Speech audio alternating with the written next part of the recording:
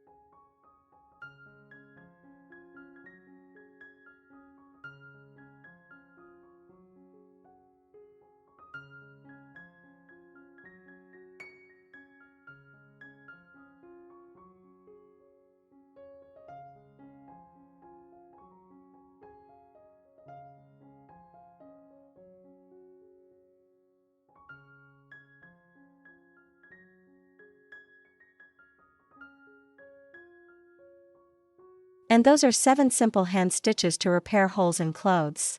Which stitch did you like the most? I'd love to hear your thoughts in the comments. And if you found this video helpful, please consider liking, sharing, and subscribing for more simple sewing ideas. Thank you so much for being here with me. I'll see you in the next one.